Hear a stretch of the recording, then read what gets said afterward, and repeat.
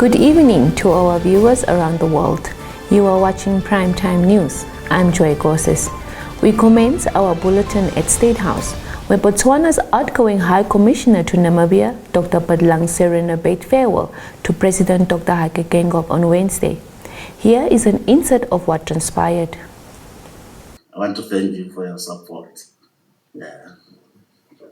I've learned a lot. I've moved around Namibia. And I think, although it's a short time, a lot has been achieved. You made very good decisions. Had high-level meetings that led to the BLC, which is very good.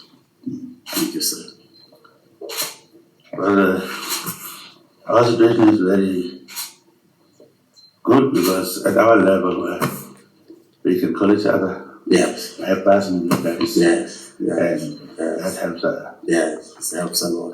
Not to decide on certain things. Yes. Or consult on the situation. But yes. World affairs, African affairs. Yes. Bilateral affairs. So it helps a lot.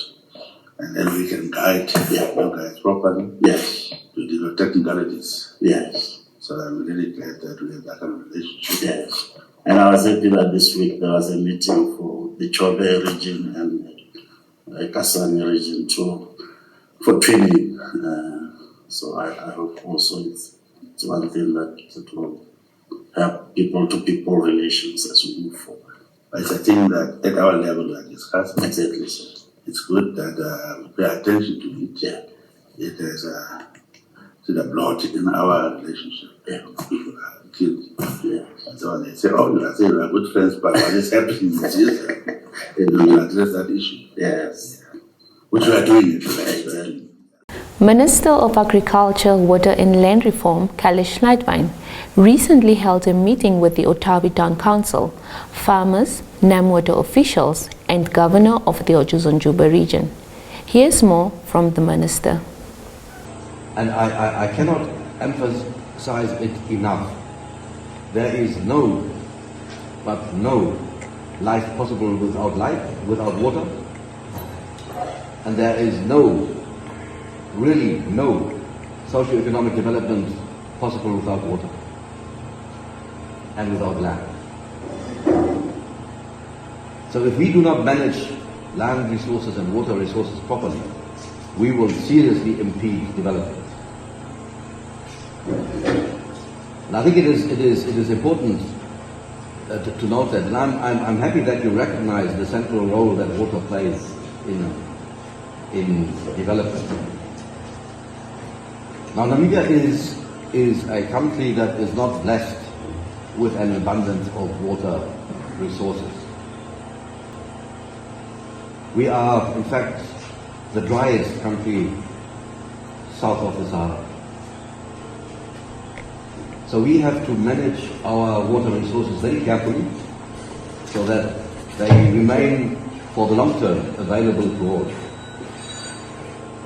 And when you were participating in this strategy, the new strategy of NamWater, you probably also noted the policy that water must be made available to Namibian citizens, to everyone, at the cheapest possible price, not the highest. There is no profiteering possible for water because of the fact that it is a basic commodity. It must be made available to all at the cheapest possible price. And that is NamWater's mandate as a bulk water supplier.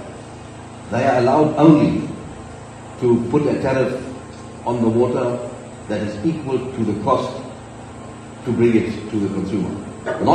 There is no value attached to the water itself. It is only what is in place, what it does cost to bring it to you. And that also excludes the cost of capital. Minister of Environment, Forestry and Tourism, Pohamba Shifeta, on Wednesday, urged African countries to lay down concrete and result-based actions on adaptation and mitigation, including means of implementation, particularly the provision of adequate, new and predictable finance to address climate change. Michael Matimba gives us this report. Speaking at the 10th Conference on Climate Change and Development in Africa in the capital, Shifeta said while Africa has done a part in presenting ambitious nationally determined contributions, financial resources, access to technology, and availability of technical expertise all remain unmatched to these ambitions. He noted that Africa, owing to its special needs and circumstances, shall demand its fair share on climate finance, including technology transfer as well as capacity building, to pursue efforts towards decarbonization and build resilience to the adverse impacts of climate change. Shifeta said that despite its relatively small share of the global greenhouse gas emissions, African economies continue to bear the brunt of the adverse impacts of climate change, and this in addition to the challenges presented by the COVID-19 pandemic and the Russian-Ukraine conflict, which increased debt burdens, reduced fiscal space, as well as heightened security risks on the continent. In his view, partnerships are critical to an effective African climate response, and such partnerships will need to span beyond ministries, the public and private sectors, and across regional and national borders. Reporting for Primetime News, I'm Michael Madimba. The Ministry of Agriculture, Water and Land Reform today announced the lifting of control measures that were imposed following an outbreak of animal lung sickness in most parts of the northern communal area since February. The executive director in the ministry, Ndiakuphi Ngitoamata, in a media statement said the disease has been confirmed in the Kavango West and East, Oangwena, Omsati and Kunene regions. She said for the purpose of controlling this outbreak, control measures were instituted. These included movement restrictions of live cattle, vaccination of cattle and disease surveillance in all affected regions. Ngitoamata said to date, the mass vaccination of cattle in all affected regions has been completed, achieving a 94% coverage. Reporting for Primetime News, I'm Michael Madimba. When we return, exhibitors urge to optimize Erongo expositions to full extent.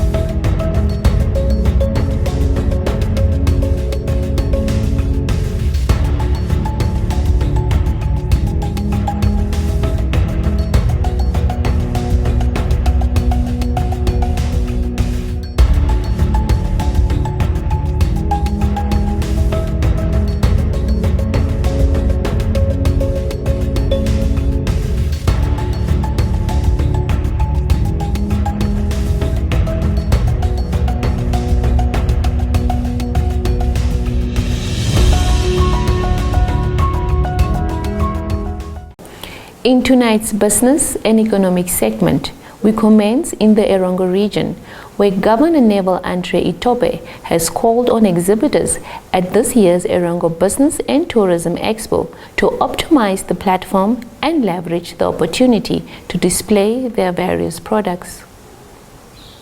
Itope, who officially opened the 14th edition of the Expo at Walvis Bay on Wednesday, after a 2-year absence due to the COVID-19 pandemic, urged exhibitors to proudly showcase and demonstrate an understanding of opportunities within the value chain in which they operate.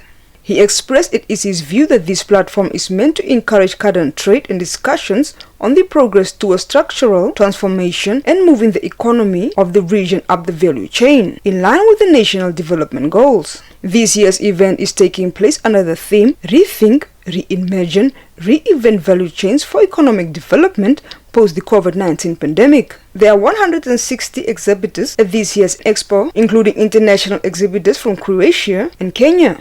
Minister of Agriculture, Water and Land Reform, Kalish Leitwein, recently paid a visit to Namib Mills, where sugar bought from South Africa is packaged and sold locally through a SACCO agreement.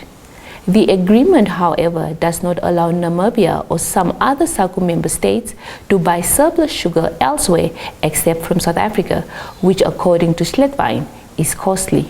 Let's have a listen in. We are no sugar producers. There is a pricing problem because we have to, when we import from South Africa, we do not get the benefit of the price parity compared to their prices that is exported to beyond SACU, that we pay more. And I think that is to our very great disadvantage. And we are seized with the matter in SACU, and the Botswana, Namibia and Lesotho are countries in SACU that drive as hard as we can a system where we at least get export parity prices in cases where there's a shortage. And that is the big stumbling block. When South Africa cannot supply, we are still not allowed to buy at export parity on the South African market. We must still buy the surplus price. And that is an unfair situation that needs to be corrected. That's all the top news we had for you this evening. Stay tuned for the Business and Economics Roundup, followed by the weather forecast.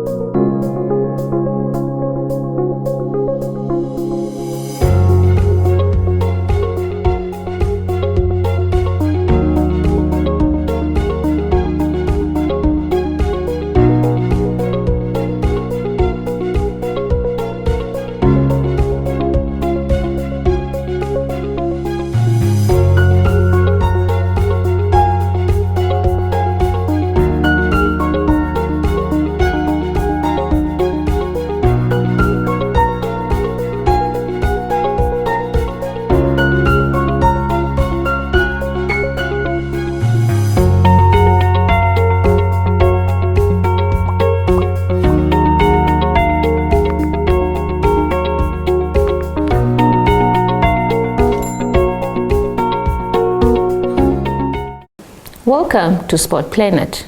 Bicycle motocross leads the segment. The Namibian Cycling Federation will host its inaugural BMX Championship at its newly constructed track at Otapi in the Omasadi region next week. The national BMX finals are slated for the 4th and 5th of November 2022.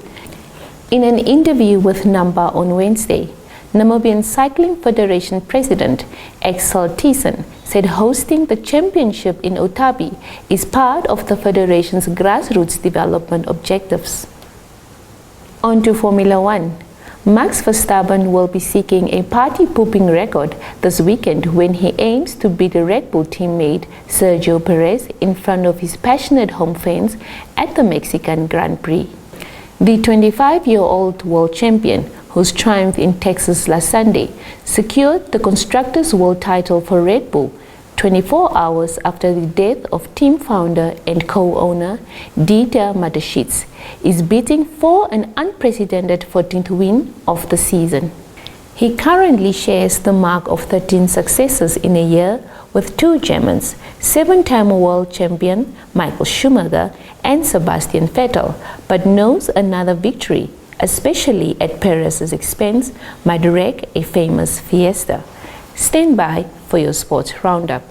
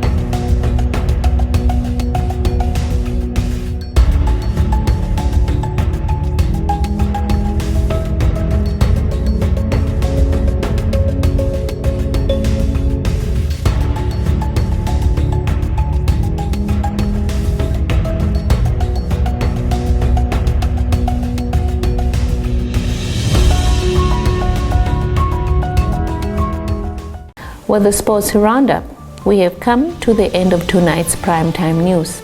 Many thanks for watching.